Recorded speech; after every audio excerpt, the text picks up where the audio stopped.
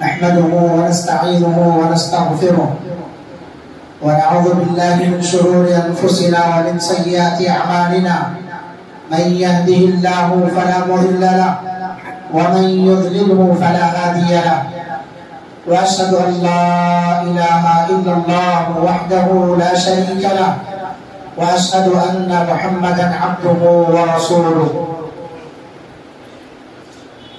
يا أيها الذين آمنوا اتقوا الله حق تقاته ولا تموتن إلا وأنتم مسلمون يا أيها الناس اتقوا ربكم الذي خلقكم من نفس واحدة وخلق منها زوجها وبث منهما رجالا كثيرا ونساء واتقوا الله الذي تساءلون به والأرحام إن الله كان عليكم رقيبا يا أيها الذين آمنوا اتقوا الله وقولوا قولا سديدا يصلح لكم أعمالكم ويغفر لكم ذنوبكم ومن يطع الله ورسوله فقد فاز فوزا عظيما أما بعد فإن خير الحديث كتاب الله وخير الهدي هدي محمد صلى الله عليه وسلم وشر الأمور محدثاتها وكل محدثة بدعة وكل بدعة ضلالة وكل ضلالة في النار فأعوذ بالله السميع العليم من الشيطان الرجيم من همزه ونفخه ونفثه بسم الله الرحمن الرحيم يا أيها الذين آمنوا إذا نودي للصلاة من يوم الجمعة فاسعوا إلى ذكر الله وذروا البيع ذلكم خير لكم إن كنتم تعلمون فإذا قضيت الصلاة فانتشروا في الأرض وابتغوا من فضل الله واذكروا الله كثيرا لعلكم تفلحون وإذا رأوا تجارة أو لهوا انفضوا إليها وتركوك قائما قل ما عند الله خير من اللهو ومن التجارة والله خير الرازقين وعن ابن عباس رضي الله عنهما قال قال رسول الله صلى الله عليه وسلم إن هذا يوم عيد جعله الله للمسلمين فمن جاء إلى الجمعة فليغتسل وإن كان طيب فليمس منه وعليكم بالسواك رواه ابن ماجه وصححه الألباني. حاضرین جمعہ، بزرگوں، نوجوان ساتھیوں، عزیز بچوں اور پردہ نشین اسلامی ماؤں اور بہنوں، جمعہ کا دن ہمارے لیے بڑا ہی بابرکت اور بڑی فضیلت والا دن ہے۔ اللہ کے رسول صلی اللہ علیہ وسلم نے فرمایا کہ اللہ رب العالمین نے جمعہ کے دن کو مسلمانوں کے لیے عید کا دن قرار دیا۔ جو شخص جمعہ کے دن مسجد میں آئے تو اسے چاہیے کہ وہ غسل کر لے، آنے سے پہلے وہ اپنی پاکی صفائی کا مکمل خیال رکھ کر کے جمعہ کے دن حاضر ہو۔ اس کے پاس اگر خوشبو ہے تو اس کا استعمال کرے، اور وعلیکم بالسواک، مسواک کو تم اپنے اوپر لازم پکڑ لو۔ یہ جمعہ کا دن تمام دنوں کا سردار ہے، لہذا سردار کے لیے کچھ آداب ہیں، کچھ احکام ہیں۔ آج کے جمعہ میں انشاءاللہ العزیز آپ حضرات کے سامنے جمعہ کے بعض آداب کا تذکرہ کیا جائے گا، جس کا بجا لانا ہم سب کے لیے ضروری ہے۔ میرے بھائیوں، جب ہم جمعہ کے دن میں داخل ہو جائیں تو اللہ کے رسول صلی اللہ علیہ وسلم کی سنت یہ تھی کہ آپ صلی اللہ علیہ وسلم جمعہ کے دن فجر کی نماز میں سورہ السجدہ اور سورۃ الطحر کی تلاوت فرمایا کرتے تھے۔ آج اللہ کے فضل و کرم سے اور اللہ کا شکر بناتے ہوئے یہ بات کہی جا رہی ہے کہ اس سنت پر عمل صرف اور صرف اہل حدیث مساجد میں۔ اللہ کا شکر ادا کرے، کیونکہ اللہ کے رسول صلی اللہ علیہ وسلم کا ارشاد ہے من اطاعنی دخل الجنہ، جس نے میری اطاعت کی، میری سنتوں پر عمل کیا، وہ جنت میں داخل ہوگا۔ تو جمعہ کے دن اللہ کے رسول صلی اللہ علیہ وسلم فجر کی نماز میں سورہ السجدہ اور سورۃ الدہر کی 2 رکعتوں کے اندر تلاوت کیا کرتے تھے۔ آج بھی جنہوں نے اس مسجد کے اندر فجر کی نماز ادا کی ہے، انہوں نے اس سنت پر عمل کرتا ہوا لوگوں کو پایا ہے اور خود بھی الحمدللہ اس سنت پر عمل پیرا ہے۔ بشارت ہو ایسے لوگوں کے لیے، خوشخبری ہو ایسے لوگوں کے لیے جو اللہ کے رسول صلی اللہ علیہ وسلم کی چھوٹی بڑی سنتوں پر عمل پیرا، کیونکہ نبی کریم صلی اللہ علیہ وسلم کا فرمان ہے صلو کما رأیتمونی اصلی، نمازیں تم ویسے ہی پڑھو جیسے تم نے مجھے پڑھتے دیکھا۔ صحابہ نے نبی صلی اللہ علیہ وسلم کی نمازوں کا جو طور طریقہ ہمیں بتایا ہے، ہمیں بھی اپنی ہر نماز کو اسی طرح انجام دینا چاہیے۔ اسی طرح سے ایک مومن جب جمعہ کا دن پالے تو اس کے آداب میں سے ایک ادب یہ ہے کہ وہ سورۃ الکہف کی تلاوت کرے۔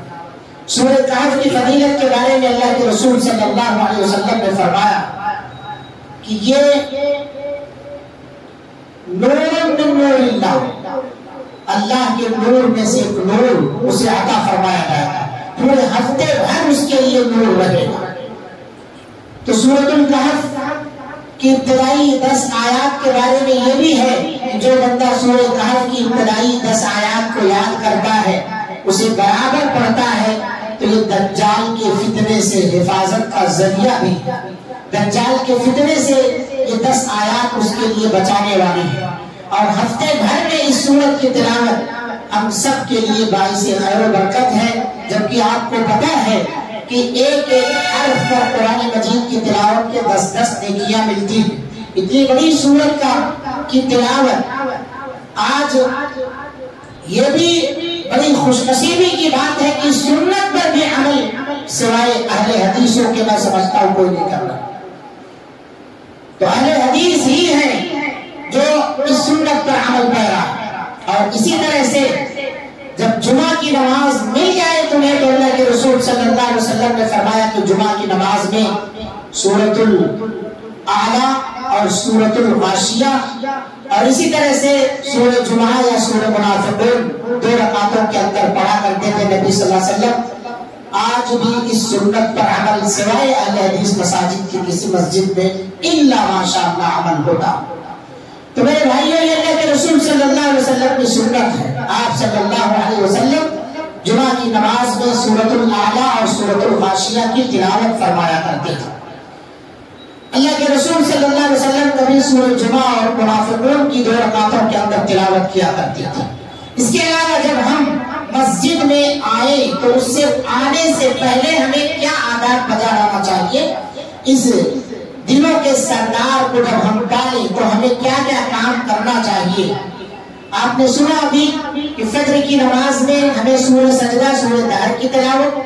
پورے دن بھر میں سورج ڈوبنے سے پہلے ہمیں سورہ کہف کی تلاوت کرنی چاہیے۔ جب اس نماز کے اندر آئے تو جو امامت کرائے اسے چاہیے کہ سورۃ الاعلیٰ اور سورۃ الغاشیہ کی تلاوت کرے 2 رکعتوں کے اندر، یا سورہ جمعہ اور سورہ منافقون کی تلاوت کرے وہ۔ لیکن نماز سے پہلے مسجد میں آنے سے پہلے ہمیں کیا کیا اہتمامات کرنا چاہیے۔ نبی کریم صلی اللہ علیہ وسلم نے جمعہ کے دن میں جو آداب بیان فرمائے ہیں، جو آدمی نماز جمعہ کے لیے آئے اسے چاہیے کہ وہ جمعہ کا غسل کر کے آئے، جمعہ کے دن غسل کرے۔ آپ صلی اللہ علیہ وسلم نے جمعہ کے آداب میں سے جمعہ کے غسل کو ایک خاص اہمیت دیتے ہوئے فرمایا ہے کہ جمعہ کا غسل ہر بالغ پر واجب ہے۔ غسل یوم الجمعہ واجب علی کل محتلم، ہر بالغ پر جسے احتلام آتا ہو، ہر بالغ پر، اسی کو بالغ کہا جاتا ہے، ہر بالغ پر جمعہ کا غسل واجب ہے۔ اور دوسری حدیث کے اندر آپ صلی اللہ علیہ وسلم نے فرمایا اذا اراد احدکم ان یاتی الجمعہ، تم میں سے جو شخص بھی جمعہ کی نماز میں حاضر ہونے کا ارادہ کیا ہے اسے چاہیے کہ وہ غسل فرما لے، اور اسی غسل کو آپ صلی اللہ علیہ وسلم نے واجب قرار دیا۔ یہ جو جمعہ کے دن کا غسل ہے اس کی مشروعیت کیسے ہوئی؟ اللہ کے رسول صلی اللہ علیہ وسلم عبداللہ ابن عباس رضی اللہ عنہ کے پاس عراق کے کچھ لوگ آئے اور انہوں نے اس مسئلے میں ان سے مزید جانکاری چاہی کہ اللہ کے رسول صلی اللہ علیہ وسلم نے تو جمعہ کا غسل ہر بالغ پر واجب قرار دیا ہے، تو آپ کی کیا رائے ہے؟ عبداللہ ابن عباس رضی اللہ عنہ نے فرمایا کہ اصل میں لوگ جب نئے نئے اسلام میں داخل ہوئے، مسجد چھوٹی تھی، لوگوں کے پاس جو ہے ٹنگی تھی، ان کا لباس اپنے جسم پر زیبتن کرتے تھے، محنت مزدوری کرنے والے لوگ تھے، جسم سے پسینہ نکلتا تھا اور وہ پسینہ کئی دنوں تک نہ نہانے کی وجہ سے اسی پر رہ جاتا تھا اور جسم سے بدبو آیا کرتی تھی۔ تو اللہ کے رسول صلی اللہ علیہ وسلم جب مسجد کے اندر داخل ہوئے، مسجد اپنی تنگ دامنی کا لوگوں کی کثرت کی وجہ سے شکوہ کر رہی تھی، پہلے ہی سے لوگ مسجد کے اندر موجود ہیں، باہر سے کوئی شخص آئے تو انسانوں کے جسم سے جنہوں نے 2-2 3-3 دن 4-4 دن غسل نہ کیا ہو، محنت مزدوری کرنے والے ہو، پسینہ اسی کے اندر جذب ہو، تو ظاہر سی بات ہے الگ قسم کی بو آئے گی جو انسان کو جو نفیس ہو، صاف ستھرا رہنے والا ہو، اسے اذیت پہنچائے گی یہ بو۔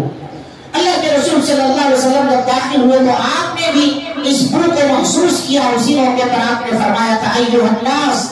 اذا کان ھذا اليوم، اے لوگوں جب یہ دن تم مانو فاغتسلوا تو تم غسل کر لیا کرو، وَلْيَمَسَّ أَحَدُكُم مَّا يَجِدُ مِن دُهْنِهِ وَطِيبِهِ، اور تم میں سے جو آدمی بھی تیل، خوشبودار تیل یا خوشبو یعنی عطر وغیرہ پائے تو اس کا استعمال فرما لے۔ عبداللہ ابن عباس رضی اللہ عنہ کہتے ہیں یہ اس وقت کی بات ہے جب لوگ ہفتے میں ایک دن غسل کیا کرتے تھے، یا وہ فرصت نہیں تھی، محنت مزدوری کی وجہ سے غسل نہیں فرمایا کرتے تھے، تو اللہ کے رسول صلی اللہ علیہ وسلم نے کہا کم سے کم جمعہ کے دن تو غسل کر کے حاضر ہو، صاف ستھرا لباس پہن کر کے حاضر ہو، خوشبو وغیرہ استعمال کر کے حاضر ہویا کرے۔ عبداللہ ابن عباس کہتے ہیں اس کے بعد لوگوں کو اللہ تعالیٰ نے مالوں میں فراوانی عطا فرمائی اور انہوں نے لباس چھوڑ دیا، دوسرے لباس زیبتن کیے، محنت مزدوری بھی کم ہو گئی، لوگ تاجر بن گئے اور اسی طرح سے مسجد بھی کشادہ کر دی گئی، پھر لوگوں کے درمیان سے یہ اذیت پہنچانے والی جو بو آ رہی تھی وہ بھی ختم ہو گئی، تو اب اس کا غسل کرنا واجب نہیں بلکہ مستحب ہے۔ اب انسان اگر غسل کرتا ہے تو اس کے حق میں بہتر ہے، کیونکہ یہ پاکی صفائی کا ذریعہ ہے۔ اور غسل کیسا کرے؟ آپ صلی اللہ علیہ وسلم نے حدیث کے اندر بیان فرمایا کہ من غسل یوم الجمعہ واغتسل، جس نے جمعہ کے دن غسل کرایا اور غسل کیا، دونوں الفاظ اللہ کے رسول صلی اللہ علیہ وسلم نے استعمال فرمایا، جس نے غسل کرایا، جس نے غسل کیا۔ دوسری حدیث کے اندر ہے من اغتسل غسل الجنابہ، جس شخص نے غسل جنابت کی طرح سے غسل فرمایا۔ تو انسان کو چاہیے کہ غسل کے اندر اہتمام کرے ان باتوں کا، غسل جنابت جس طرح سے لیا جاتا ہے اسی طرح سے جمعہ کے دن کا وہ غسل کرے، کیونکہ یہ دن عام دن نہیں ہے، یہ دن وہ دن ہے جس کے اندر فرشتے حاضر ہوتے ہیں، یہ دن وہ دن ہے جو تمام دنوں کا سردار ہے، جسے اللہ تعالیٰ نے مسلمانوں کے لیے عید کا دن، اجتماع کا دن، اکٹھا ہونے کا دن قرار دیا ہے، خوشی کا دن ہے یہ۔ لہذا انسان کو چاہیے کہ وہ پاکی صفائی کا مکمل خیال کرتے ہوئے حاضر ہو۔ اسی طرح سے اس کے آداب میں سے یہ ہے کہ اس کے پاس جو خوشبو ہو اس خوشبو کا استعمال کر کے حاضر ہو، اور جب مسجد کے اندر آئے تو مسجد کے آداب کا خیال رکھے۔ وہ آداب کیا ہے مسجد کے اندر آنے کے؟ آپ آئے تو سب سے پہلے داہنا پیر مسجد کے اندر داخل کریں، یہ ہمیشہ اس بات کا خیال رکھنا۔ نبی کریم صلی اللہ علیہ وسلم پر درود بھیجیں اور مسجد میں داخل ہونے کی جو دعا ہے اس دعا کا اہتمام کریں۔ مسجد میں آنے کے بعد 2 رکعت تحیۃ المسجد پڑھے بغیر آپ نہ بیٹھیں۔ بہت سارے لوگوں کو دیکھا جاتا ہے کہ مسجد میں آتے ہیں تو کونے پر کھڑے ہو جاتے ہیں یا دروازے پر کھڑے ہو جاتے ہیں، اور کھڑے ہونے کے بعد تھوڑا انتظار کرتے ہیں، پھر کہیں جگہ ملتی ہے چپکے سے آ کے وہاں چوروں کی طرح سے بیٹھ جاتے ہیں۔ 2 رکعت سنت نہیں پڑھتے ہیں وہ۔ اللہ کے رسول صلی اللہ علیہ وسلم خطبہ دے رہے تھے، ایک شخص سلیق الغطفانی نامی مسجد کے اندر حاضر ہوا اور آ کے چپکے سے بیٹھ گئے۔ آپ صلی اللہ علیہ وسلم نے کہا یا سلیک اصلیت رکعتین، تم نے 2 رکعت پڑھی ہے میاں؟ آپ صلی اللہ علیہ وسلم کو جواب ملا کہ نہیں۔ آپ نے کہا قم ورکع رکعتین یا صلی رکعتین، کھڑے ہو جاؤ 2 رکعت پڑھو اس کے بعد بیٹھو۔ پھر اسی موقع پر آپ صلی اللہ علیہ وسلم نے کہا کہ جب تم میں سے کوئی شخص مسجد کے اندر حاضر ہو تو اور امام خطبہ دے رہا ہو تو اسے چاہیے کہ 2 رکعت پڑھے بغیر نہ بیٹھے، فلیرکع رکعتین، اسے چاہیے کہ 2 رکعت پڑھے اس کے بعد ہی بیٹھے۔ یہ تو خطبے کے درمیان جب کوئی آدمی آ رہا ہے تب کی بات ہے۔ اگر خطبے سے پہلے کوئی شخص حاضر ہو رہا ہے تب کتنی رکعتیں پڑھے گا؟ جمعہ کے دن اگر حاضر ہو رہا ہے تو خطبے سے پہلے کوئی شخص حاضر ہو رہا ہے تو 2 رکعت جو مسجد کا حق ہے تحیت المسجد، یہ تو اس کو پڑھنا ہی ہے، چاہے خطبے سے پہلے حاضر ہو یا خطبہ اسٹارٹ ہو گیا ہو۔ جب بھی حاضر ہو رہا ہے تو اسے 2 رکعت تو پڑھنا ہے۔ اذان نہیں ہوئی ہے، اس کے پاس ابھی اور وقت ہے، امام منبر پر نہیں بیٹھا ہے، ابھی اور وقت ہے اس کے پاس، اب کتنی رکعتیں پڑھ سکتا ہے؟ اس سلسلے میں کوئی متعین تعداد نہیں ہے، آپ جتنی چاہیں اتنی پڑھ سکتے ہیں، کوئی متعین تعداد نہیں ہے۔ اس لیے اپنے آپ کو باتوں میں لگانے سے یا اسی طرح سے کسی اور چیز میں اپنے آپ کو مصروف کرنے سے بہتر یہ ہے کہ آپ اس دن کثرت سے نوافل کا اہتمام کریں اذان سے پہلے۔ اور اسی طرح سے جب آپ جمعہ کا دن پالیں تو مسجد میں آنے میں جلدی کریں، تاخیر نہ کریں، کیونکہ اللہ کے رسول صلی اللہ علیہ وسلم نے فرمایا ہے۔ آج یہ سنت چھوٹتی جا رہی ہے، ہم میں سے بہت سارے لوگ اس سنت پر عمل کرا رہے ہیں، الحمدللہ پھر بھی مسجد توحید گورا بنڈا کی حالت بہت بہتر ہے۔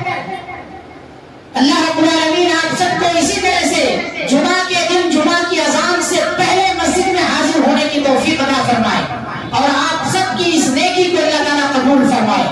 لیکن دیگر مسجدوں کا حال یہ ہے کہ وہاں امام بیٹھ کے سامعین کا انتظار کرتا ہے، یا اس کا آدھا خطبہ ختم ہو جاتا ہے یا قریب الختم ہوتا ہے تب مسجد بھرنے کے قریب ہوتی ہے، مگر الحمدللہ ثم الحمدللہ اللہ رب العالمین آپ لوگوں کی اس نیکی کو اور اس جذبے کو ہمیشہ قائم اور دائم رکھے، اس کو قبول فرمائے۔ مسجد میں حاضر ہونے کی جو عادتیں ہیں، اللہ کے رسول صلی اللہ علیہ وسلم نے فرمایا ہے جو آدمی جمعہ کے دن پہلے مسجد میں حاضر ہوتا ہے، آپ صلی اللہ علیہ وسلم نے کہا فَكَأَنَّمَا قَرَّبَ الْبَدَنَ، تو گویا اس نے ایک اونٹ کی قربانی کا ثواب حاصل کیا ہے۔ جو آدمی اس کے بعد حاضر ہوتا ہے دوسری گھڑی میں فَكَأَنَّمَا قَرَّبَ الْبَقَرَ، اس نے ایک گائے کی قربانی کا ثواب حاصل کیا ہے۔ اور جو تیسری گھڑی میں مسجد کے اندر آتا ہے فَكَأَنَّمَا قَرَّبَ قَبْشًا أَقْرًا، اور ایک سینگ والے میڑے کی قربانی کا ثواب حاصل کرتا ہے۔ جو چوتھی گھڑی کے اندر آتا ہے آپ صلی اللہ علیہ وسلم نے فرمایا فَكَأَنَّمَا قَرَّبَ دَجَاجَةً، اس نے ایک مرغی کی قربانی کا ثواب حاصل کیا۔ مرغی کی قربانی تو ہے نہیں، مگر اس چھوٹی سی مرغی کے جانور کو جس طرح سے ہم صدقہ خیرات کریں ثواب ملتا ہے، اس طرح سے آپ کو ثواب ملے گا۔ پھر اس کے بعد پانچویں گھڑی ہے، اس کے اندر جو آتا ہے تو اللہ رب العالمین اسے انڈے کی قربانی کا ثواب عطا فرماتا ہے۔ پھر اللہ کے رسول صلی اللہ علیہ وسلم فرماتے ہیں کہ اس کے بعد امام منبر پر آ جاتا ہے، جب بیٹھ جاتا ہے حضرت الملائکہ، فرشتے حاضر ہو جاتے ہیں۔ فرشتے جو ہیں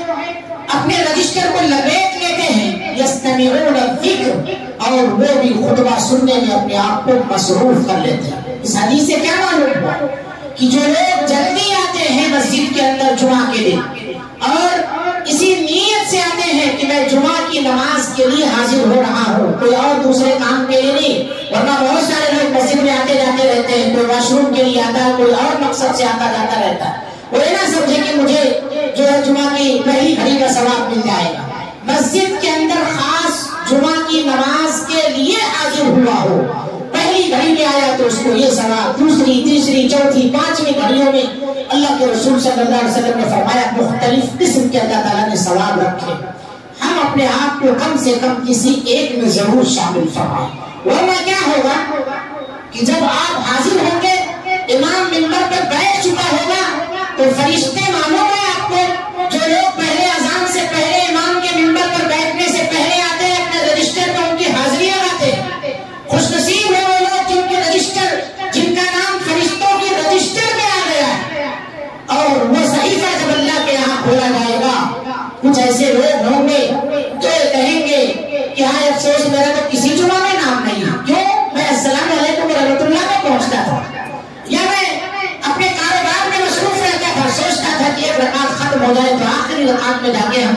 نماز کو پا لیں گے۔ ایسے لوگ بدنصیب ہیں، وہ خوش نصیب ہیں جن کا نام اس رجسٹر میں موجود ہوگا، فرشتے جن کی حاضری لیا کرتے ہیں۔ پھر وہ تاجرین جو جمعہ کی اذان ہو جانے کے بعد بھی، خطبہ اسٹارٹ ہو جانے کے بعد بھی تجارت میں اپنے آپ کو مصروف رکھتے ہیں، دکان کھلی رہتی ہے ان کی، حرام ہے ان کے اوپر ان کا کاروبار، کیونکہ اللہ رب العالمین نے ارشاد فرمایا اِذَا نُودِیَ لِلصَّلَاةِ مِن يَوْمِ الْجُمْعَةِ فَاسْعَوْا إِلَىٰ ذِكْرِ اللَّهِ وَذَرُوا الْبَيْعَ۔ جب جمعہ کی اذان دے دی جائے تو تم مسجد کی طرف دوڑ کر کے چلے جاؤ، یعنی وہاں آنے کی کوشش کرو اور اپنے کاروبار تجارت کو سب بند کر دو، ٹھپ کر دو ساری چیزیں، دنیاوی چیزوں میں اپنے آپ کو مشغول اور مصروف نہ رکھو۔ تو جو آدمی مسجد کے اندر پہلے حاضر ہوتا ہے، اللہ کے رسول صلی اللہ علیہ وسلم نے اس کی مختلف فضیلتیں بیان فرمائی ہیں، اور اسی طرح سے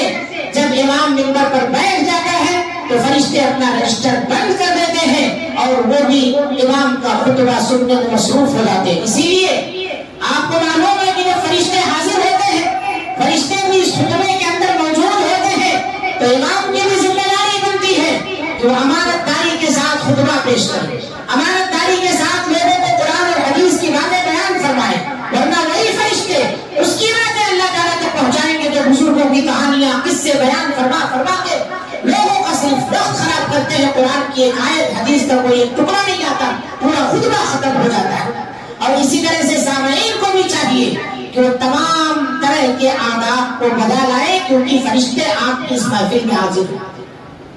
اسی لیے اللہ کے رسول صلی اللہ علیہ وسلم نے فرمایا کہ جو شخص مسجد کے اندر داخل ہو جمعہ کے لیے، تو جب وہ داخل ہو تو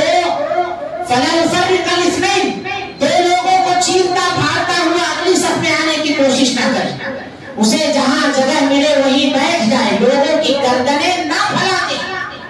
اسے جہاں جگہ ملے وہیں بیٹھ جائے۔ پتہ کیا چلا؟ دروازے پر کھڑے ہو کے جمعہ کا خطبہ نہیں سننا،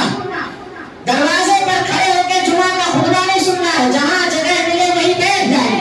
اوپر والی منزلوں پر بھی بہت ساری جگہیں ہیں، وہاں آپ جا سکتے ہیں، بیٹھ سکتے ہیں، بیٹھ کے جمعہ کا خطبہ سننا چاہیے۔ یہ بے ادبی ہے جمعہ کے خطبے کے سلسلے میں کہ آپ دروازوں پر بھیڑ لگائے رہیں اور لوگوں کو آنے جانے میں دقت اور تکلیف اور اذیت کا ذریعہ بنے۔ سب سے بہترین مسلمان وہ ہے جس کے ہاتھ سے، جس کی زبان سے دوسرے مسلمان محفوظ ہوں۔ تو آپ کو جہاں جگہ ملے وہاں آپ بیٹھ جائیں، بیٹھ کے جمعہ کا خطبہ سننا چاہیے، کھڑے ہو کر کے نہیں کہ ہاں امام صاحب وقت ہو گیا جلدی ادھر، آپ میں کب سے کھڑا ہوں، میرے پیر میں درد شروع ہو گیا۔ آپ کیا بتانا چاہتے ہیں ان چیزوں سے؟ لہٰذا جمعہ کے آداب میں سے یہ ہے کہ جب آپ مسجد میں آئیں تو گردن نہ پھیلائیں۔ دوسری چیز یہ ہے جہاں جگہ ملے وہاں بیٹھ جائیں۔ اس لیے پہلی صف میں بیٹھنے کے لیے آپ کو پہلے آنا پڑے گا۔ کچھ ایسے لوگ ہیں جو بالکل آخری میں آتے ہیں اور پہلی صف کے اپنے آپ کو پہلی صف کا حقدار بناتے ہیں۔ اللہ کے رسول صلی اللہ علیہ وسلم نے فرمایا جو آدمی مسجد میں آتا ہے اور پیدل آتا ہے، سواری نہیں کرتا ہے، آج ہمارے کتنے بھائیوں کے گھر قریب قریب ہیں، اس کے باوجود بھی وہ سواریوں سے آتے ہیں، مشا ولم یرکب، وہ سوار نہیں ہوتا ہے، کسی کی گردن نہیں پھلانگتا ہے، دو لوگوں کے درمیان جدائی نہیں کرتا ہے، تو وہ شخص آیا اور بیٹھ گیا تو اللہ کے رسول صلی اللہ علیہ وسلم نے بیان فرمایا کہ ایسے شخص کو اگلے جمعہ تک یہ جمعہ اس کے لیے کفارہ بن جاتا ہے،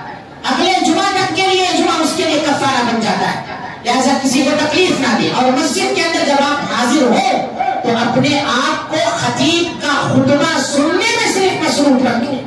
آپ کا ذہن خطیب کی طرف ہو جانا چاہیے، آپ بالکل توجہ کے ساتھ خطبہ سنیں۔ بہت سارے لوگ خطبے کے دوران دیکھا یہ جاتا ہے کہیں اور رہتے ہیں، موبائلوں سے کھیلنا، نیچے قالینوں سے کھیلنا، چادریوں سے کھیلنا، یا داغے وغیرہ کپڑوں کے کھینچتے رہنا، داڑھی موچھ کے بال توڑ توڑ کے نیچے گراتے رہنا، یا اور اپنے آپ کو دوسرے کاموں میں مصروف رکھتے ہیں۔ آپ صلی اللہ علیہ وسلم نے بیان فرمایا کہ جو آدمی جمعہ کے دن حاضر ہوتا ہے، خطیب کا خطبہ جب اسٹارٹ ہو جاتا ہے، کسی اپنے بھائی سے اتنا کہہ دیتا ہے جو بات کر رہا ہے ایک دوسرے سے، خاموش ہو جا، فقط لغا، تو اس نے لغو کام کیا، اور لغو اس کام کو کہا جاتا ہے جس کا دنیا آخرت میں کوئی ثواب نہیں، کوئی فائدہ نہیں اس کام کا، بےہودہ کام ہو گیا وہ، بےہودہ حرکت ہو گئی وہ۔ ابن کعب رضی اللہ عنہ کا واقعہ وہ بیان کرتے ہیں کہ اللہ کے رسول صلی اللہ علیہ وسلم نے ایک مرتبہ جمعہ کے خطبے میں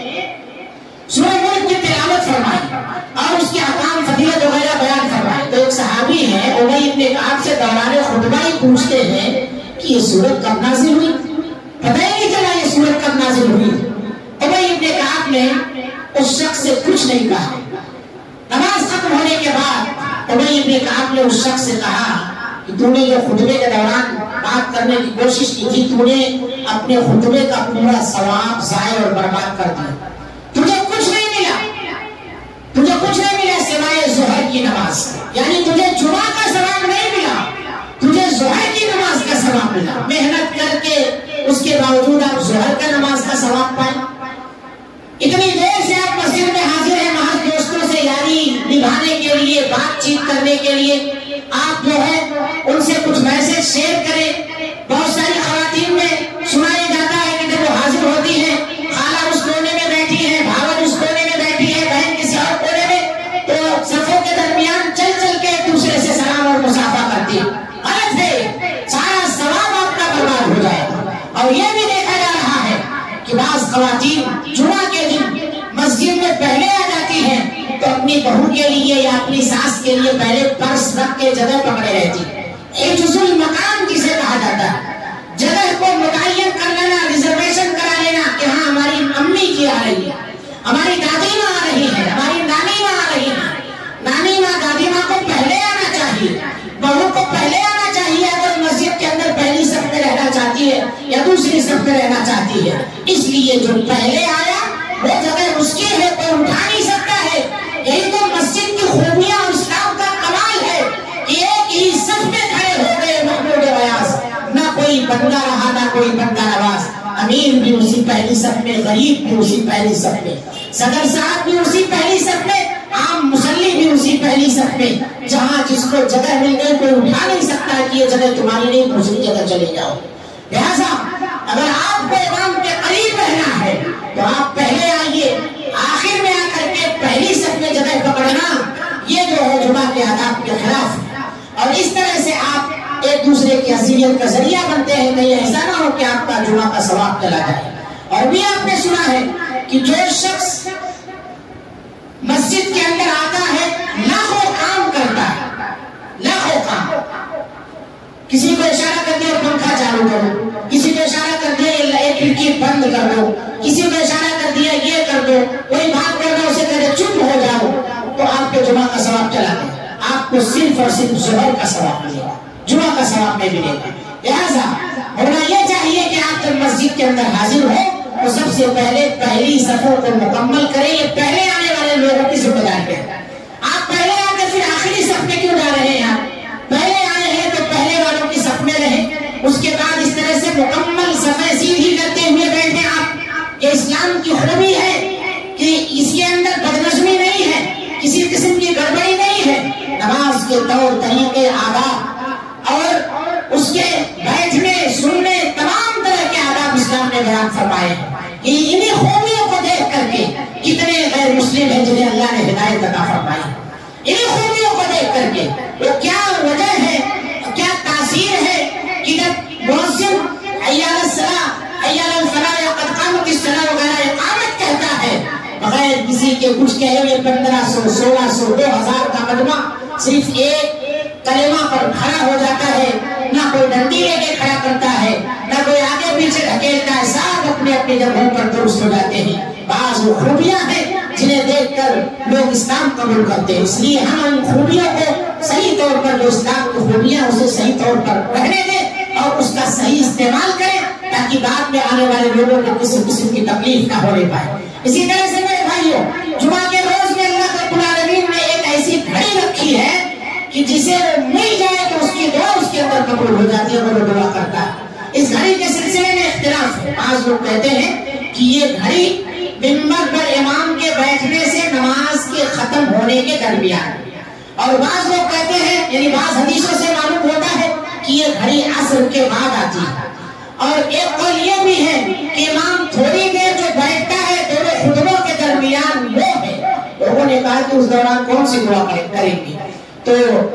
پڑوسی ملک کے محدث نے کہا کہ اس دوران صرف استغفر اللہ پڑھ دیے، استغفر اللہ وہ قبول ہو گئے تو تمہاری بخشش ہو گئی۔ استغفر اللہ پڑھ لو اس وقت تو تمہاری استغفر اللہ قبول ہو گئی تو اللہ رب العالمین تمہیں بخش دے گا۔ لہٰذا اس گھڑی کا اہتمام کریں، मगरिब के दरमियान है। यही वजह है जब सईद बिन जुबैर जो सैयदुत ताबईन है, इन्होंने अब्दुल्लाह इब्न अब्बास रज़ियल्लाहु अन्हुमा से पूछा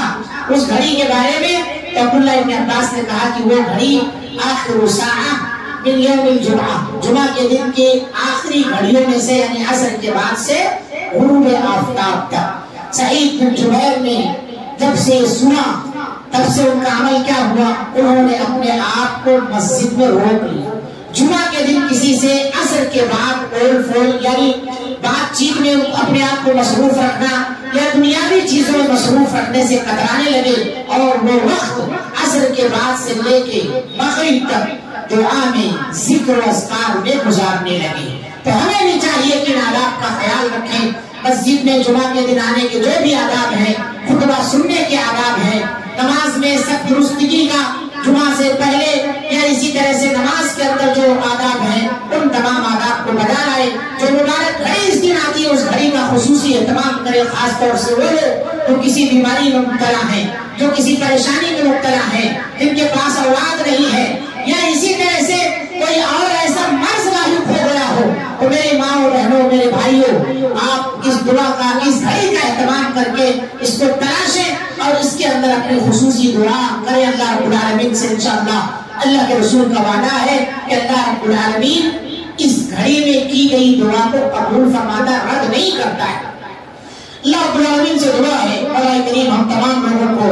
ये जो आदाब है जुमा के, उसको बजा लाने की तौफीक अता फरमाए। कहने सुनने से ज्यादा हम सबको अमल की तौफीक अता फरमा। अल्लाह ताला हमें जो बीमार है तमाम बीमारों को शिफाए आजिला कामिला अता फरमा, हर एक की परेशानियां दूर फरमा। दुनिया के अंदर जहाँ जहाँ भी मुसलमान परेशानी के आलम में हैं, अल्लाह रब्बुल आलमीन तमाम मुसलमानों की गैबी तौर पर तो हिफाजत फरमा। अल्लाह रब्बुल आलमीन जो बदअकीदा लोग हैं उन्हें सही अकीदा इख्तियार करने के अल्लाह तौफीक अता फरमा, उन्हें हिदायत नसीब फरमा। बहुत सारे हमारे घराने के अंदर जाहिलियत के रस्म व रिवाज, तावीज़, रंगे, शिर्किया कलिमात और बिदअत वो खुराफात अंजाम दिए जाते हैं। अल्लाह रब्बुल आलमीन ऐसे तमाम लोगों को तो हिदायत से नवाज दे। रब्बुल आलमीन हम तमाम को एक और नेक बना, जब तक दुनिया के अंदर जिंदा रख, ईमान और इस्लाम की हालत में जिंदा रख। और खातिमा फरमा दो, खातिमा बिल खैर अता फरमा। आमीन। अक़ूलु क़ौली हाज़ा व अस्तग़फ़िरुल्लाह ली व लकुम व लिसाइरिल मुस्लिमीन फस्तग़फ़िरूहु इन्नहु हुवल गफ़ूरुर रहीम।